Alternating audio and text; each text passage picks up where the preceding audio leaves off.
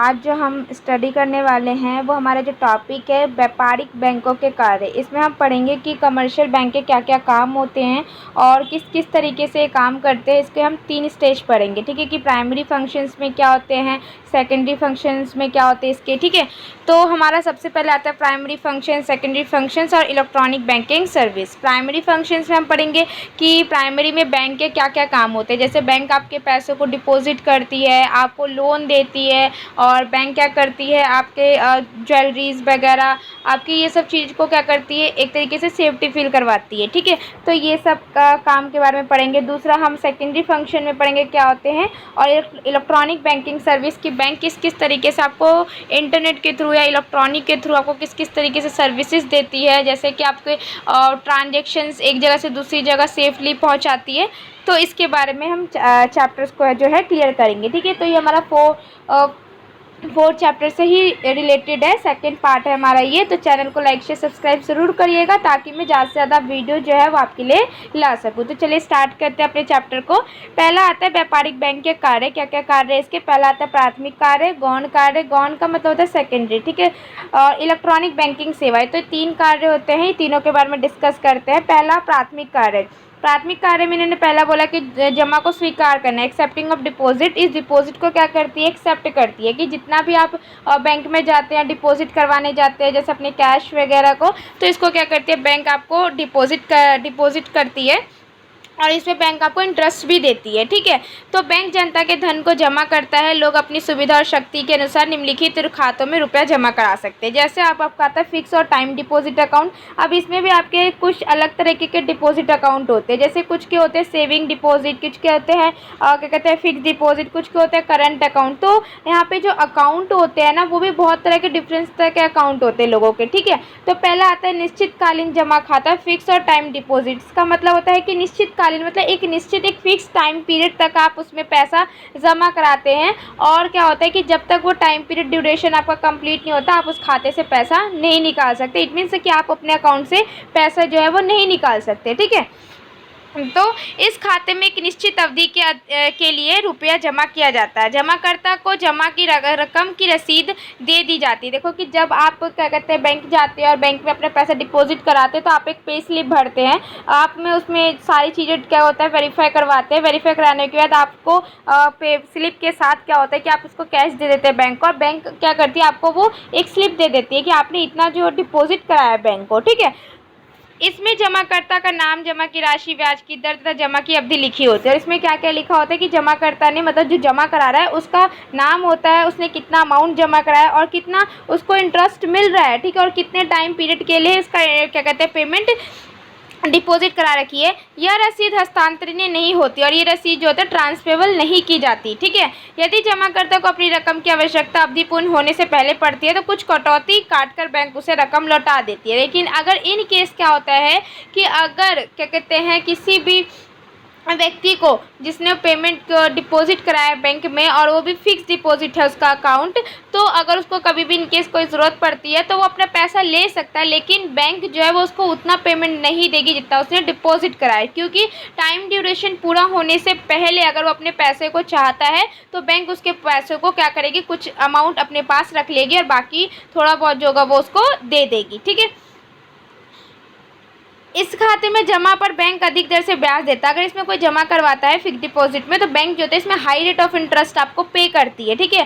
ब्याज की दर का निर्धारण बैंक समय समय पर अपनी आवश्यकता के आधार पर करता है। इसमें जो इंटरेस्ट जो होता है वो हर टाइम पीरियड के ड्यूरेशन के अकॉर्डिंग क्या होता है कि इसमें चेंजेस आता रहता है, कि जैसे आपको अभी इंटरेस्ट 6 रुपये मिल रहा है तो कुछ टाइम बाद आपको 7 रुपये मिलना शुरू हो जाएगा, ठीक है। तो बैंक के ऊपर डिपेंड करता है। उदाहरण के लिए कम अवधि का ब्याज अधिक भी हो सकता है। इसे खाते में जमा रकम को बैंक की काल देनदारी कहा जाता है, मतलब टाइम लायबिलिटी कहते हैं। ये बैंक की तरफ से एक लायबिलिटी हो जाती है। कैसे लायबिलिटी हो जाती है, बिकॉज ऑफ कि आप पैसा जमा करा रहे हैं और बैंक को एक टाइम जब तक पूरा नहीं होता, जब वो टाइम पूरा हो जाएगा तो बैंक को वो अमाउंट उससे ज़्यादा आपको पेमेंट करनी पड़ेगी। इट मीन्स कि बैंक के लिए तो वो लायबिलिटी है क्योंकि बैंक को वो आपको देना पड़ रहा है, ठीक है। लायबिलिटी मतलब बोझ, बैंक के लिए कर्जा हो गया, ठीक है। सेकंड आता है हमारा करंट अकाउंट, चालू खाता। करंट अकाउंट जो होता है डायरेक्टली आप ले सकते हैं, क्या कहते हैं, कभी भी ले सकते हैं। इससे ये नहीं है कि आपको एक टाइम ड्यूरेशन पूरा करना पड़ेगा। इस खाते में जमा करता है जितनी बार चाहे रुपए जमा करा सकता है और कभी भी आवश्यकता अनुसार निकाल सकता है। कि जैसे आपका नॉर्मली सेविंग अकाउंट होता है कि आप जाते हैं कभी भी उसमें डालते हैं पैसा और निकाल लेते हैं, कोई भी इसमें टाइम फिक्स नहीं होता कि आपको इस टाइम पीरियड के अकॉर्डिंग आपको पैसे को निकालना है। ठीक है, इस खाते में प्राय व्यापारी वर्ग रुपया जमा करवाते हैं, क्योंकि बिजनेसमैन ज़्यादा से ज़्यादा जो होते हैं वो इसी में पैसा जमा कराते हैं। क्यों? क्योंकि उनको टाइम का कोई ड्यूरेशन कंप्लीट नहीं होता, वो कभी भी उनको पैसों की ज़रूरत पड़ जाती है। ठीक है, साधारणतः बैंक इस प्रकार की जमा पर ब्याज नहीं देता और बैंक जो होता है इस तरह के जो डिपॉजिट पर कभी भी इंटरेस्ट पेबल नहीं करता। यदि जमा की रकम एक न्यूनतम आवश्यक राशि से कम होती है तो जमाकर्ता से बैंक कुछ सेवा सर्विसेज वसूल कर सकते हैं। देखो क्या करें कि अगर जमा की जो राशि अगर कम होती है, ठीक है, तो इससे क्या होता है कि जो डिपॉजिट कर रहा है उसको कुछ सर्विसेज मिल जाती है बैंक की तरफ से। इस खाते से रुपया प्राय चेक द्वारा निकलवाया जाता है। इस खाते में जमा राशि को बैंक की मांग देनदारी, डिमांड लायबिलिटी कहा जाता है। देखो क्या कह रहा है कि इसमें जो आप पैसा निकालेंगे वो चेक द्वारा निकाल सकते हैं। ठीक है, और इसको बैंक क्या कहते हैं, डिमांड लायबिलिटी कहते हैं। डिमांड लायबिलिटी की मतलब कि जितना पैसा आपको चाहिए आप एक स्लिप में भरेंगे और वो बैंक को दे देगी और बैंक उतना ही पैसा आपको देगी। तो इसमें डिमांड लायबिलिटी है। बैंक के लिए तो बोझ है, लेकिन बैंक उतना ही पे करेगी जितना आपको वो चाहिए पैसा। बचत जमा खाता, सेविंग डिपॉजिट अकाउंट क्या होती है? यह खाता छोटी छोटी बचतों को प्रोत्साहन देने के लिए होता है। इस खाते में पर बैंक ब्याज भी देता है जो कि निश्चितकालीन जमा खाते की तुलना में कम होता है। देखो क्या कह रहे हैं कि निश्चितकालीन जमा खाते का मतलब है फिक्स डिपॉजिट। ठीक है, फिक्स डिपॉजिट में आपको जो इंटरेस्ट मिलता है वो हाई रेट में मिलता है, लेकिन सेविंग अकाउंट में जो इंटरेस्ट मिलेगा वो आपको लो रेट में मिलता है। ठीक है, और इसमें क्या होता है कि आप छोटी छोटी क्या कहते हैं सेविंग को जमा करवाते हैं बैंक में जाके। ठीक है, इस खाते में जमा राशि की बैंक की मांग देनदारी, डिमांड लायबिलिटी कहते हैं। इसमें भी वही सेम डिमांड लायबिलिटी इसलिए है क्योंकि आपको जब मर्जी चाहिए आप बैंक से पैसा ले सकते हैं। ठीक है, इसके लिए कोई आपको टाइम ड्यूरेशन पूरा करने की जरूरत नहीं पड़ती। आवर्ती जमा खाते, रिकरिंग डिपॉजिट अकाउंट, ये क्या होता है? इस प्रकार के खाते में जमा करते एक निश्चित समय के लिए प्रति मास निश्चित रकम जमा कराते हैं। देखो क्या करें, हर साल उसे या हर महीने उसे उतना ही अमाउंट जो है वो क्या कहते हैं जमा कराना पड़ता है जितना कि उसने बोल रखा होता है। ठीक है, जितना उसने स्लिप में या क्या कहते हैं बैंक से कंफर्म करा होगा। ठीक है, तो इस प्रकार के खाते में जमा करता क्या कहते हैं कि निश्चित समय के लिए एक टाइम ड्यूरेशन के अकॉर्डिंग उसको उतना पैसा हर महीने बैंक में क्या कराना पड़ेगा, डिपॉजिट कराना पड़ेगा। ये रकम कुछ विशेष परिस्थितियों के अलावा साधारणतः निर्धारित समय से पहले नहीं निकाली जा सकती। देखो क्या करें कि अगर कोई विशेष परिस्थितियाँ हो गई या कुछ भी अगर साधारण समय में भी अगर उसको चाहिए तो ये पैसा नहीं निकाल सकते जब तक वो टाइम ड्यूरेशन पूरा नहीं होता है। जमाकर्ता की जमा राशि पर मिलने वाली ब्याज की रकम भी खाते में जमा होती रहती है कि जो उसको इंटरेस्ट मिलेगा वो भी उसके पैसे के साथ इंक्लूड करके दिया जाता है। इससे इस खाते में सावधि खाते की तरह ही अन्य सभी खातों की तुलना में अधिक ब्याज प्राप्त होता है। सावधि खाता मतलब कि जो आपका टाइम ड्यूरेशन था उसमें भी इस तरह इंटरेस्ट जो होता है वो सेम रेट या उससे हाई लेवल पे मिलता है। इस खाते में जमा राशि को बैंक की काल देनदारी, टाइम लायबिलिटी कहा जाता है। टाइम लायबिलिटी का मतलब है कि जब तक आपका वो टाइम ड्यूरेशन पूरा नहीं होता, कि जितने जैसे सपोज आपने 2 साल के लिए अपना करवा रखा है फिक्स डिपॉजिट या आपका रिकरिंग डिपॉजिट करवा रखा है 2 साल के लिए, तो 2 साल तक आपको हर महीने जैसे सपोज आपका 1000 का अमाउंट बनाए, हर महीना आपको 1,000 रुपये बैंक में डिपॉजिट करना है 2 साल तक। ठीक है, और बैंक आपको जब तक 2 साल पूरा नहीं होता 2 साल के पहले आपको कोई भी पैसा नहीं देगी। ठीक है, इनकेस अगर आपको क्या कहते हैं कोई ऐसा सिचुएशन आ जाता है, जब आपको कोई कंडीशन आ जाती है तो आप जाके बैंक से बात करके पैसे को ले सकते हैं। ठीक है, तो आपका जो इंटरेस्ट होगा वो बहुत कम दिया जाएगा, लेकिन इस पर जो 2 साल के लिए जो आपका रिकरिंग डिपॉजिट बनता है इसमें आपको इंटरेस्ट हाई लेवल पे मिलता है। ठीक है, बहु विकल्प पे जमा खाता क्या होता है? मल्टी ऑप्शन डिपॉजिट अकाउंट क्या होता है? ये एक ऐसा बचत खाता है जिसमें यदि किसी अन्य समय एक निश्चित राशि से अधिक धन जमा हो तो अतिरिक्त धन स्वतः ही स्थायी जमा में परिवर्तित हो जाता है। देखो क्या कह रहे हैं, फिक्स डिपॉजिट, टर्म डिपॉजिट। क्या कह रहे हैं कि अगर ये एक ऐसा जमा खाता होता है, एक ऐसा सेविंग अकाउंट होता है जिसमें अगर आप क्या कहते हैं ये ज़्यादा अमाउंट जब आप बैंक में सेविंग कर लेते हैं, जमा हो जाता है, तो उसमें से कुछ अमाउंट जो होता है वो आपका फिक्स डिपॉजिट में चला जाता है। ठीक है, दूसरी ओर यदि किसी समय हमारे बचत बैंक खाते में इतना धन शेष नहीं है कि हमारे द्वारा जारी किया गया चेक पास हो सके तो वांछित धन स्वतः ही स्थायी जमा से बचत खाते में हस्तांतरित हो जाता है। देखो क्या कर रहा है कि अगर आपको लगता है कि मतलब जब आप क्या कहते हैं बैंक में सेविंग करें लेकिन आपका उतना अमाउंट जो है बैंक में नहीं है, तो वो जो अमाउंट होगा वो आपका किस में आ जाएगा, बचत खाते में ट्रांसफ़र कर दिया जाएगा। ठीक है, आगे क्या कह रहा है, शेष राशि स्थायी जमा में पहले ही भांति जमा रहती है, इस जमा पर नियमानुसार ब्याज मिलता रहेगा। मतलब इसमें उतना ही ब्याज मिलेगा जितना आपका अमाउंट उसमें सेविंग रहती है। ध्यान रहे कि बचत बैंक खाते में जमा पर कम और स्थायी जमा पर अधिक दर से ब्याज मिलता है। देखो सेविंग अकाउंट में आपको बहुत ही कम इंटरेस्ट मिलता है, लेकिन आपको फिक्स डिपॉजिट में हाई रेट में मिलता है, क्योंकि वो टाइम ड्यूरेशन के लिए होता है। ठीक है, नेक्स्ट क्या कह रहा है, ऋण देना। ऋण एडवांसिंग ऑफ लोन, आपको बैंक लोन भी देती है। बैंक का दूसरा मुख्य कार्य लोगों को उधार रुपया देना होता है। बैंक के पास जो रुपया जमा के रूप में आता है उसमें से एक निश्चित राशि नगद कोष में रखकर बाकी रुपया बैंक द्वारा उधार दी जाती है। नगद कोष क्या होता है, ये आप इकोनॉमिक्स में पढ़ेंगे कि जैसे कि बैंक के पास जैसे कोई जाता है अपना अमाउंट डिपॉजिट कराने के लिए, ठीक है, तो जैसे उसने अब 1000 रुपये डिपॉजिट कराया, तो बैंक क्या करती है, 1000 में से 500 रुपये जो होता है वो उसके डिपॉजिट कर देती है और 500 रुपये अपने पास रख लेती है। ठीक है, अब 500 रुपये क्या करती है, जब दूसरा व्यक्ति आता है उससे उसको पैसों की जरूरत होती है, तो उसमें से वो 500 रुपये दे देता है। ठीक है, तो ये होता है कि नगद कोष वो उसी पैसे को क्या करती है, दूसरे व्यक्ति को देती रहती है। ठीक है, इससे क्या होता है कि इनका इकोनॉमी सिस्टम जो होता है वो चलता रहता है। तो क्या कहते हैं, बाकी रुपए जो होते हैं वो लोन के रूप में लोग प्रोवाइड कर देती है। ये बैंक प्राय उत्पादक कार्य के लिए ऋण देती है तथा उचित जमानत की मांग करती है। सिक्योरिटी भी आपको देती है बैंक। ठीक है, जैसे कि आपको लॉकर वगैरह की सुविधा चाहिए तो भी बैंक की प्रोवाइड करती है। ऋण की रकम प्राय जमानत के मूल्य से कम होती है। यहाँ पे जो लोन का जो रकम होता है, जितना आपने डिपॉजिट करा उससे ज़्यादा कम होगी। ठीक है, लेकिन नेक्स्ट आता है हमारा कैश क्रेडिट, नगद साख प्राप्त करती है। कैसे, इसके अंतर्गत ऋणी को एक निश्चित जमानत के आधार पर एक निश्चित राशि निकलवाने का अधिकार दे दिया जाता है। जैसे कि अगर आपको कोई लोन वगैरह लेना है, ठीक है, तो आपको कोई चीज़ जो होगा वहाँ पे ज़मानत करना पड़ेगा, मतलब उनके पास सिक्योरिटी के रूप में रखना पड़ेगा। ठीक है, तब जाके बैंक जो होगी आपको लोन प्रोवाइड करेगी।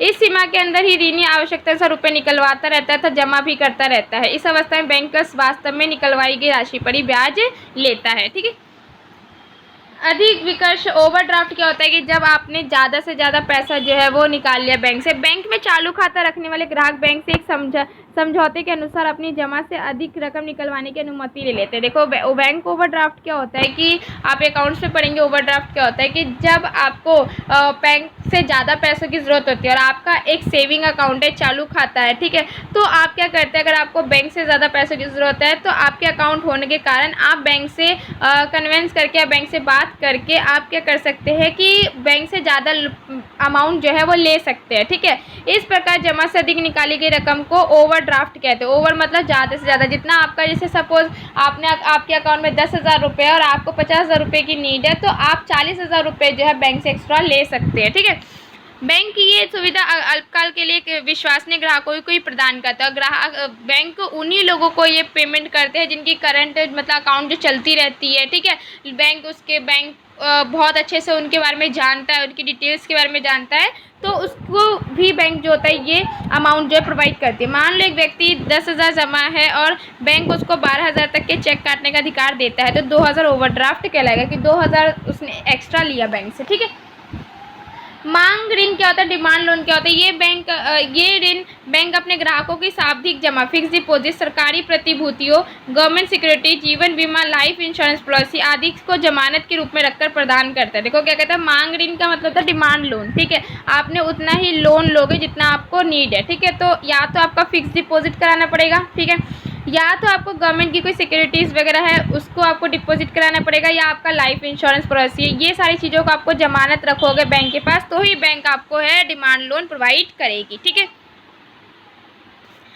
अवधि ऋण क्या होता है, टर्म लोन जो होता है 2 महीने के लिए, 6 महीने के लिए, या आपका 1 साल के लिए जो लोन लेते हैं उसको कहते हैं। ठीक है, ये ऋण बैंक अपने ग्राहकों को एक निश्चित समय के लिए मशीनरी, ट्रक, स्कूटर, मकान आदि क्रय करने के प्रदान करता है। खरीदने के लिए, क्रय मतलब होता है खरीदना। ठीक है, तो बैंक जो होता है ये लोन तभी देती है जब किसी को किसी चीज़ की नीड्स होती है, खरीदने की ज़रूरत होती है किसी सामान को, तो ही बैंक जो होता है वो टर्म लोन प्रोवाइड करती है। जैसे कि आपका ये जो लोन होता है ये आपका महीने का भी हो सकता है, 3 महीने का हो सकता है, 6 महीने का हो सकता है और साल का हो सकता है, और ये किस्तों में भी किया जाता है कि हर महीने आपको फिर बैंक को पेमेंट जो है वो करनी पड़ेगी। विनिमय पत्रों का क्रय व कटौती करना। विनिमय के पत्र क्या होता है? Purchase and discounting of the bill of exchange. ये बिल ऑफ एक्सचेंज जो है वो अकाउंट्स में आप पढ़ोगे, अकाउंट्स का चैप्टर नंबर जो है वो 11 है, उसमें आप पढ़ोगे बिल ऑफ एक्सचेंज क्या होते हैं। ठीक है, बैंकों द्वारा पेशगी धन देने का ये भी एक तरीका है। इसके अंतर्गत बैंक अपने ग्राहकों की आवश्यकता पड़ने पर उनके विनिमय पत्रों की अवधि पूर्ण होने से पहले ही उन विनिमय पत्रों के आधार पर रुपया उधार देता है। मतलब जैसे आपने कोई चीज़ खरीदी, परचेस करी, ठीक है, खरीदने के बाद क्या हुआ कि बैंक को जो है आपको एक बिल दिया जाता है और वो बिल जो है आपको बैंक को दिखाना पड़ेगा। ठीक है, जब बैंक उस बिल को देखती है तो उसमें आपको बहुत सारी चीज़ें ऐसी लिखी रहती है जिसके कारण जो बैंक जो होता है आपके पेमेंट करने से क्या करती है, इग्नोर कर देती है। ठीक है, तो भुगतान के बाकी समय की ब्याज की कटौती करके बैंक तत्काल भुगतान कर देती है। ठीक है, तो क्या करता है कि बैंक जो आपकी जब बिल को देखेगी तो उसमें से जैसे आपका बिल पास आउट किया जाएगा तो बैंक आपका जो पेमेंट है वो बहुत डायरेक्टली कर देती है। ठीक है, और बहुत ज़्यादा उसमें आपको डिस्काउंट लेवल भी मिल जाता है बैंक की तरफ से। ठीक है, तो इस तरीके से बैंक जो होता है आपका discounting of the bill of exchange, ये एक तरीके से बैंक की तरफ से प्रोवाइड किया जाता है और ये बहुत अच्छा होता है, बेनिफिट होता है, क्योंकि इसमें आपको जैसे ज़्यादा क्या मिल जाता है, डिस्काउंट मिल जाता है। ठीक है, ये एक तरीके से अगर जब आप अकाउंट्स का जब चैप्टर करोगे तो उसमें आपको बहुत क्लियर किया जाएगा, क्योंकि उसमें आपको एक एंट्रीज के थ्रू समझाया जाएगा। ठीक है, सेकंड आता है आपका सेकेंडरी फंक्शन, गौण कार्य। गौण कार्य क्या होता है, सेकेंडरी फंक्शंस क्या होते हैं, क्या क्या करते हैं ये लोग। पहला आता है एजेंट के रूप में कार्य। एजेंट के रूप में क्या क्या काम करते हैं? पहला, बैंक अपने ग्राहकों के लिए विभिन्न तरीकों से एजेंट के कार्य करते हैं। पहला, विभिन्न पदों का एकत्रीकरण और भुगतान, collection and payment of various items. Bank अपने ग्राहकों की ओर से चेक, किराया, ब्याज इत्यादि एकत्रित करता है। देखो क्या करता है, बैंक अपने जितने भी ग्राहकों से उनसे चेक इकट्ठा करता है, किराया इकट्ठा करता है, ब्याज, ये सारी चीज़ों को इकट्ठा करता है। इसी प्रकार उनकी ओर से करों, बीमा की किस्तों आदि का अदायगी करता है। कर मतलब टैक्स वगैरह, बीमा, इंश्योरेंस जो कराते हैं, इन सब की किस्तों का भी बैंक जो होता है वो देख रेख करती है। ठीक है, प्रतिभूतियों की खरीद तथा बिक्री, purchase and sales of securities. ये प्रतिभूति होती क्या है, इसमें बताती हूँ कि जैसे हमारे जो गवर्नमेंट होती है, ठीक है, हमारी गवर्नमेंट क्या करती है, जो हमारे ये जितने भी एसेट्स वगैरह है, जो हमारी इंडिया गेट या हमारे बहुत सारे ऐसे ऐसे जगह है जहाँ पे बहुत ज़्यादा घूमने फिरने के इलाके हैं। ठीक है, तो गवर्नमेंट क्या करती है, इनको सेल कर देती है। ठीक है, और बाहर के देशों में सेल कर देती है, या बाहर की कोई ऐसी चीज़ जो है वो सेल हो रही है और हमारी जो गवर्नमेंट है उसको खरीद रही है। ठीक है, तो वो एसेट्स हो जाती है, वो प्रतिभूति होती है। उन सारी चीज़ों को अगर हम खरीदते हैं या बेचते हैं तो वो सिक्योरिटीज़ जमा जो होती है, बैंक अपने पास भी इसका हिसाब किताब रखती है। ठीक है, तो बैंक अपने ग्राहकों के लिए विभिन्न प्रकार की जो प्रतिभूतियों की जानकारी प्राप्त करके और उनकी ओर से खरीदने और बेचने तक उनको सुरक्षित रखने का भी कार्य करती है, बैंक करती है। ठीक है, ट्रस्टी तथा प्रबंधक, ट्रस्टी एंड एक्सचेंज क्या होते हैं? बैंक अपने ग्राहकों को आदेश पर उसकी संपत्ति के ट्रस्टी तथा प्रबंधक का कार्य भी करते हैं। कि जैसे बैंक जो होता है, जब आप बैंक के पास जाओगे और आपको कोई लोन वगैरह चाहिए होता है, किसी भी होम लोन वगैरह सब चाहिए होता है, तो बैंक आपको किसी ट्रस्टी के रूप में क्या करती है कि कुछ आपको वहाँ पे बैंक के पास डिपॉजिट कराना पड़ेगा। ठीक है, तो बैंक ये सब चीज़ों का भी क्या करती है, मैनेजमेंट करती है। ठीक है, रुपया भेजना, रिमिटिंग ऑफ मनी, एक स्थान से दूसरे स्थान पर रुपया भेजना भी बैंक का एक महत्वपूर्ण कार्य माना जाता है। ठीक है, और ये काम बैंक ड्राफ्ट द्वारा भी करती है। ठीक है, ड्राफ्ट पता ना, ओवरड्राफ्ट निकालते हैं। ठीक है, विदेशी मुद्रा का क्रय विक्रय करना। देखो, purchase and sales of foreign exchange. आप फॉरेन एक्सचेंज के बारे में आप इकोनॉमी चैप्टर में पढ़ोगे, चैप्टर नंबर आपका 12 होगा। ठीक है, तो इसमें क्या है, फॉरेन एक्सचेंज का मतलब होता है कि जैसे अगर आपको बाहर की कंट्री का जब हम कोई भी एसेट्स वगैरह खरीद लेते हैं, ठीक है, तो इट्स फॉरेन एक्सचेंज होता है हमारा। तो इसमें बैंक विदेशी मुद्रा का क्रय विक्रय करके अंतर्राष्ट्रीय व्यापार को बढ़ावा देती है। ठीक है, हमारा जो बैंक है वो क्या करता है, बाहर की जितने भी एसेट्स वगैरह होते हैं उनको खरीद कर हमारे देश की जो इकोनॉमी सिस्टम है उसको ज़्यादा से ज़्यादा बढ़ावा देती है। ठीक है, और इससे बाहर के बिजनेस को भी हमारे इंडिया में लाने का एक तरीके से मोटिव होता है कि हम ज़्यादा से ज़्यादा जो बिज़नेस है वो बाहर की क्या कहते हैं, बाहर ना करके हमारे इंडिया में लाया जाए, ताकि यहाँ पे लोगों को रोज़गार मिल सके, हमारा इकोनॉमी सिस्टम ज़्यादा से ज़्यादा डेवलप हो। ठीक है, तो अंतर्राष्ट्रीय व्यापार को जैसे तब बढ़ावा देती है। ये प्राय कार्य विदेशी वाणिज्यिक बैंकों तथा सार्वजनिक क्षेत्र के भारतीय वाणिज्यिक बैंकों के कुछ अधिक शाखाओं द्वारा किया जाता है। और ये सब जो बिजनेस होता है, कमर्शियल बैंक तथा गवर्नमेंट क्षेत्र के जो बैंक होते हैं उनके द्वारा ये सारा काम जो होता है वो करा जाता है। संदर्भ पत्र, लेटर ऑफ रेफरेंस क्या होता है? बैंक अपने ग्राहकों की आर्थिक स्थिति की सूचना देश विदेश के व्यापारी को देती है तथा देश विदेश के व्यापारी की आर्थिक स्थिति की सूचना अपने ग्राहकों को देती है। देखो, बैंक क्या करता है कि कोई भी कस्टमर जो है वो एक जगह से दूसरी जगह, मतलब कोई भी ऐसा ग्राहक है, ठीक है, जो बैंक से बहुत ज़्यादा रिलेटेड है किसी बैंक से, ठीक है, अगर वो कहीं और शिफ्ट होता है और वहाँ पे जाके अपना अकाउंट वगैरह खुलाते हैं तो बैंक उसकी डिटेल्स को दूसरी जगह भी प्रोवाइड करती है और उसके बारे में बताती भी है कि इसका जो क्या कहते हैं रिलेशन है वो किस तरीके से बैंक से जुड़ा हुआ है, ठीक है। तो ये सब चीज़ भी बैंक जो है करती है। बैंक ड्राफ्ट क्या होता है आपका? बैंक ड्राफ्ट एक वित्तीय पूर्जा फाइनेंशियल इंस्ट्रूमेंट है जिसकी सहायता से धन को एक स्थान से दूसरे स्थान पर भेजा जाता है, ठीक है। कि बैंक क्या होता है कि पैसे को एक जगह से दूसरी जगह से हम क्या करते हैं, ट्रांसफ़र करते हैं, तो बैंक ड्राफ्ट के थ्रू होता है। बैंक में धन जमा कराकर कोई भी बैंक ड्राफ्ट जारी करवा सकता है, कि जब आप बैंक में पैसे जमा करवा रहे हो तो एक तरीके से आपका बैंक ड्राफ्ट हो जाता है। बैंक ड्राफ्ट जारी करने के बदले में कुछ कमीशन लेता है, ठीक है। कि जब आप बैंक में पैसा डाल रहे हो, ठीक है, और एक जगह से दूसरी जगह आपको भेजना है तो उसके लिए आपको क्या देना पड़ता है, कुछ कमीशन देना पड़ता है बैंक को। कमीशन की दर सभी बैंकों की अलग अलग हो सकती है, ठीक है। यहाँ तक कि बैंक बिना कमीशन लिए भी ड्राफ्ट जारी कर सकते हैं यदि ग्राहक से बैंक के कुछ अच्छे संबंध हो तो, ठीक है। नेक्स्ट आता है आपका बैंक चेक अथवा पे ऑर्डर। क्या होता है बैंक चेक एंड पे ऑर्डर? बैंक चेक अथवा पे ऑर्डर बैंक ड्राफ्ट की भांति होती है। इसका अभिप्राय ऐसे बैंक ड्राफ्ट से जिसका भुगतान उसी शहर में होता है जहां से ये जारी किया गया। मतलब बैंक क्या कहते हैं, बैंक चेक अथवा पे ऑर्डर का मतलब होता है कि जब पेमेंट जो हो उसी शहर में की जा रही हो, ठीक है। और आपका जो होता है बैंक ड्राफ्ट का मतलब कि आपका कहीं पर भी किया जा रहा है, ठीक है। इससे कोई मतलब नहीं कि आप उसी शहर में रह रहे हैं, आप विदेश में भी इसकी पेमेंट कर सकते हैं, ठीक है। नेक्स्ट आता है आपका सामान्य उपयोगिता की सेवा। क्या क्या सुविधा देते हैं आपको? लॉकर की सुविधा देती है, यात्री चेक तथा साख प्रमाण पत्र भी आपको देती है, और व्यापारी सूचना एवं आंकड़े, ये सब आपको प्रोवाइड करती है बैंक, ठीक है। नेक्स्ट आता है आपका इलेक्ट्रॉनिक बैंकिंग सेवा। ये किस तरीके से काम करती है? आपका इलेक्ट्रॉनिक फंड हस्तांतरण का मतलब क्या होता है कि जब आप इंटरनेट के थ्रू, आपको पता है कि आज के टाइम पे आपको डेबिट कार्ड, क्रेडिट कार्ड और बहुत सारे ऐसे इंटरनेट फैसिलिटीज़ प्रोवाइड की गई है जिसके कारण आप 24 घंटे आप अपने मतलब पेमेंट्स को एक जगह से दूसरी जगह ट्रांसफ़र कर सकते हैं, इसके ट्रांजेक्शन्स कर सकते हैं विदाउट एनी प्रॉब्लम्स के थ्रू, ठीक है। तो इसमें थोड़ा इंटरनेट का आ जाता है कि, और आपको ये भी देखा होगा कि आपको चेक फैसिलिटीज ये सब भी बैंक जो है आजकल प्रोवाइड कर चुकी है, ठीक है।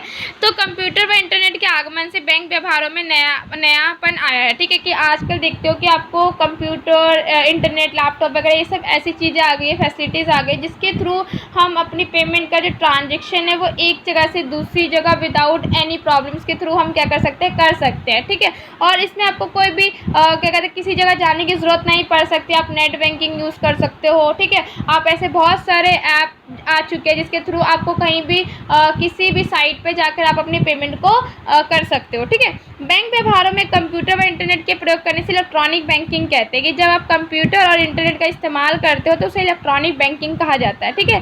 इस सेवा के कारण अब ग्राहकों को बैंक से लेन देन करने के लिए हर समय बैंक कार्यालय जाने की जरूरत नहीं पड़ती, ठीक है। ये फैसिलिटीज इसलिए की गई है क्योंकि लोग जो होता है बैंक 24 घंटे बैंकों की लाइन में नहीं लग सकते या बैंक नहीं जा सकते, ठीक है। वहाँ पे इतना रश वगैरह क्राउड हो जाता है, तो इस वजह से ये फैसिलिटीज़ दी गई है कि जो लोग बहुत अच्छे एजुकेटेड है, ठीक है, आजकल नॉलेजेबल पर्सन होते हैं तो वो लोग इस चीज़ का इस्तेमाल करके इनका फ़ायदा उठाते हैं, ठीक है।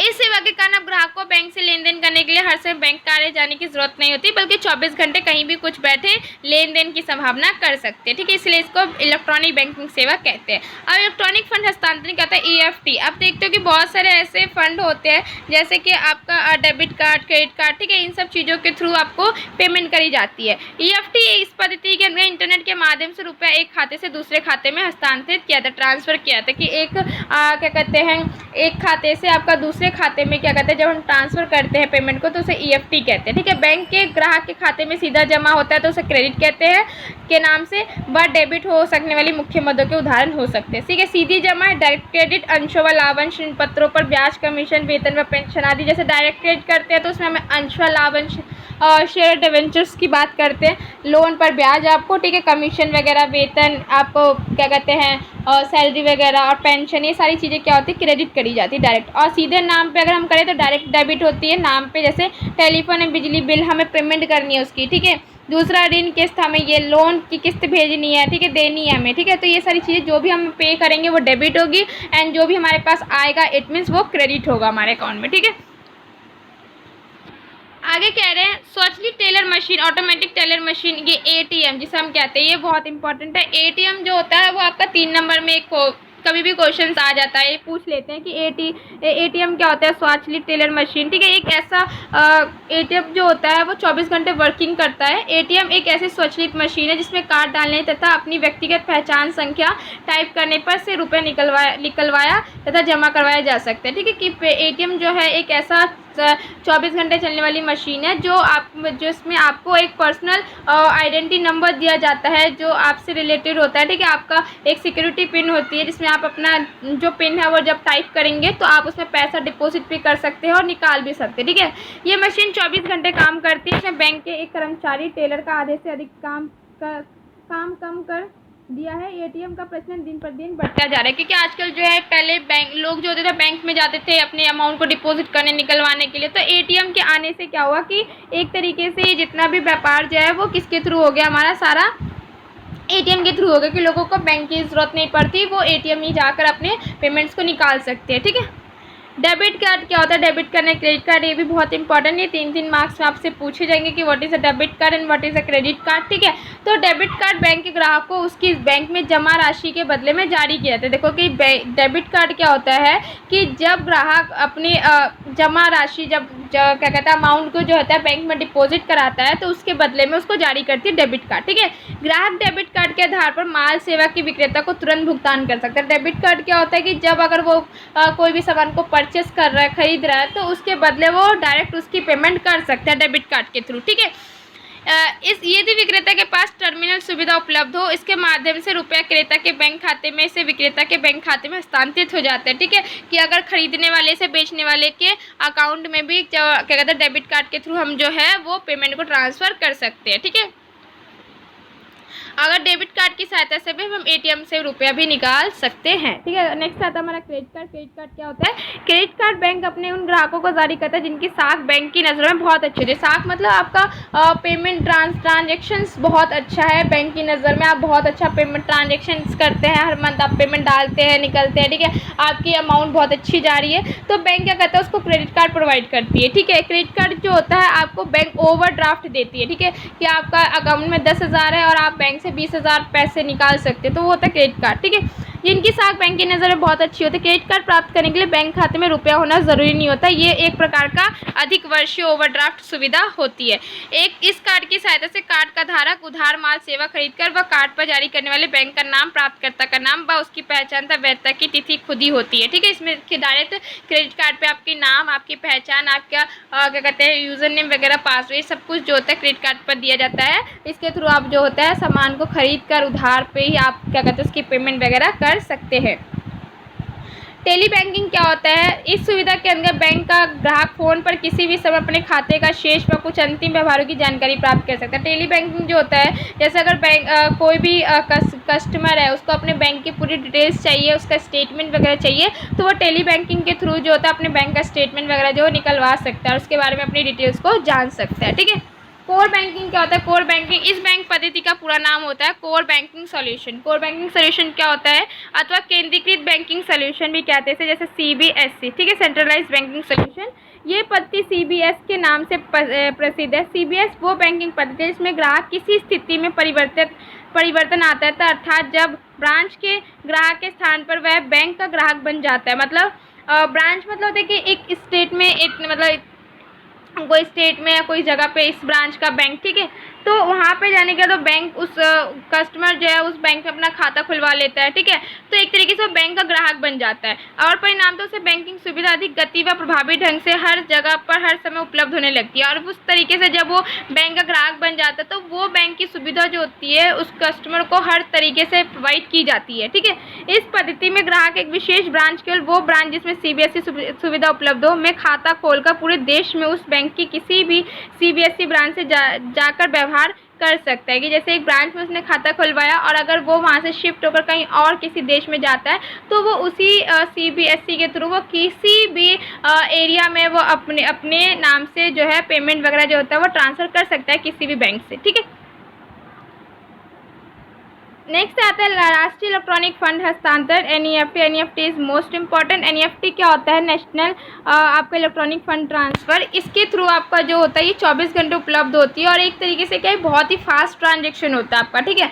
एनईएफटी का अभिप्राय उस राष्ट्रीय व्यापारिक पद्धति से है जो व्यक्तियों, फर्मों व कंपनियों को इलेक्ट्रॉनिक माध्यम से फंड एक बैंक ब्रांच से दूसरे बैंक ब्रांच में जमा, जहां प्राप्तकर्ता ग्राहक का खाता हो, को भेजने की सुविधा प्रदान करता है। कि देखो एनईएफटी क्या होता है कि एनईएफटी एक राष्ट्रीय व्यापारिक पद्धति है। मतलब राष्ट्रीय मतलब ये बाहर के देशों में भी अलाउ है, आप यहाँ से दूसरे देश में भी आप पेमेंट जो कर सकते हैं, ठीक है। और ये किसी फंड, किसी भी व्यक्ति, किसी को भी आप कर सकते हैं, कंपनी वगैरह किसी को भी, ठीक है, ट्रांसफ़र कर सकते हैं। और ये एक बैंक ब्रांच से दूसरे बैंक ब्रांच में करा जाता है ट्रांसफर, जिसमें उसका अकाउंट हो, किसी पर्सन का अकाउंट होना बहुत ज़रूरी होता है, ठीक है। एनईएफटी व्यवहारों को समूहों में निपटाया जाता है। व्यवहारों को निपटाने का काम एक विशेष समय पर किया जाता है। ये जो व्यवहार है, इसको जो मतलब पेमेंट का जो ट्रांजैक्शन है, इसको एक टाइम पीरियड के अकॉर्डिंग निपटाया जाता है। अगली निपटान अवधि आने तक अभी सभी व्यवहारों को रोक लिया जाता है। उदाहरण के लिए आरबीआई के अनुसार एनईएफटी सोमवार व शुक्रवार तक प्रत्येक दिन 11 बार निपटाए जाते हैं। देखो आरबीआई ने एक रूल्स बनाए हैं जिसके अकॉर्डिंग एनईएफटी का जो ट्रांजेक्शन होता है वो सोमवार से शुक्रवार तक प्रत्येक दिन में,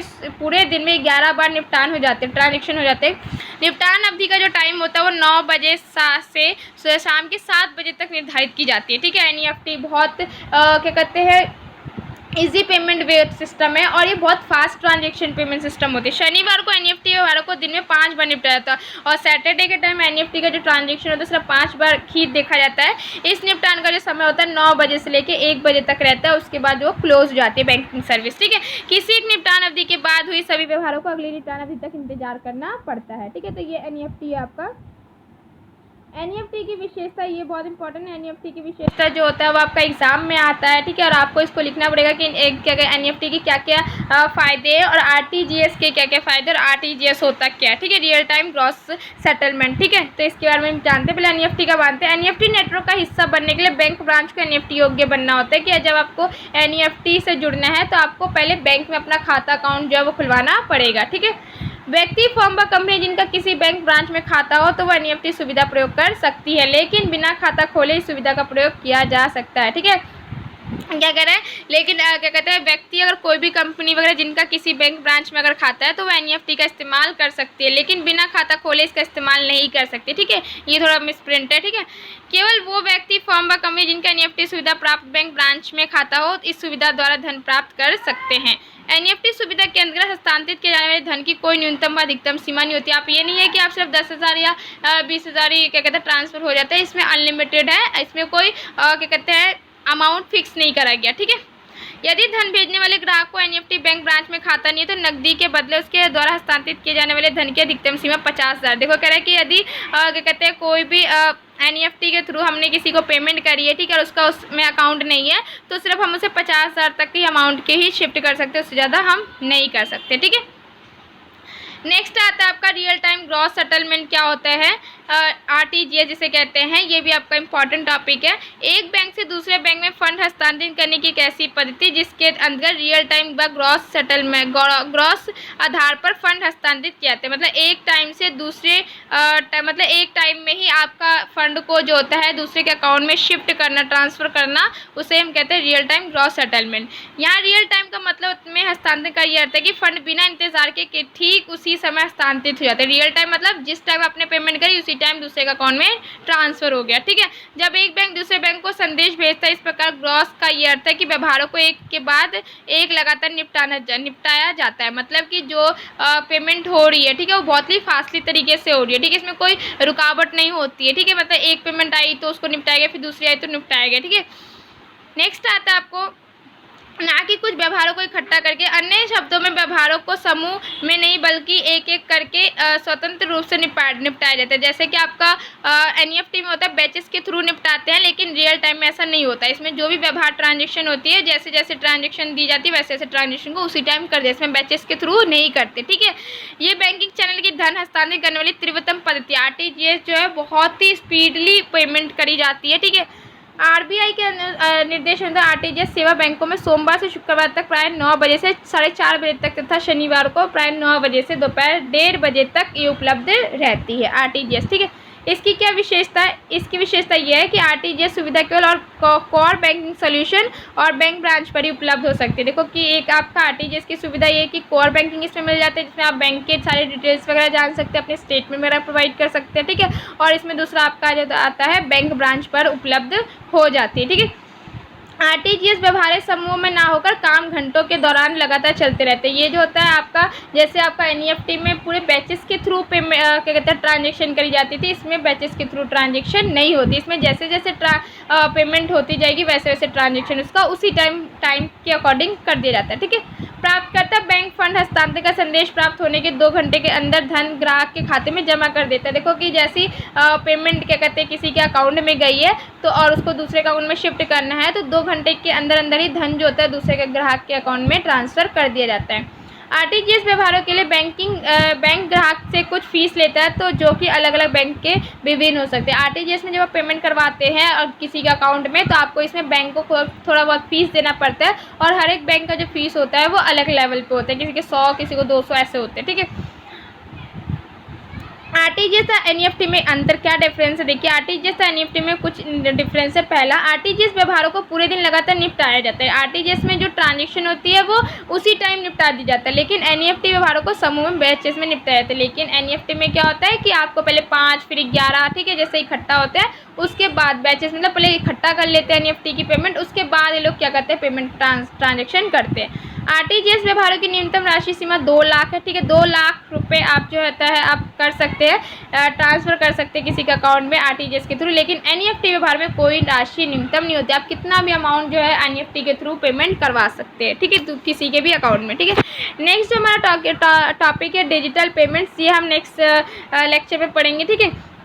यहाँ तक अगर आपको कोई भी टॉपिक नहीं समझ आया तो आप मुझे कमेंट में मेंशन कर दीजिएगा। चैनल को लाइक शेयर सब्सक्राइब ज़रूर करें ताकि मुझे मोटिवेशंस मिले, मैंने और भी चैप्टर्स की वीडियो जो है वो लाऊं। अभी तो ये आपका जो है 11th क्लास की है, नेक्स्ट जो हम पढ़ेंगे वो 12th क्लासेस की भी रहेंगे, और इसमें ऑल ऑफ सब्जेक्ट रहेगा, ठीक है, कि सारे सब्जेक्ट जो है वो टॉपिक वाइज ही रहेंगे, ठीक है। तो thank you so much, have a good day.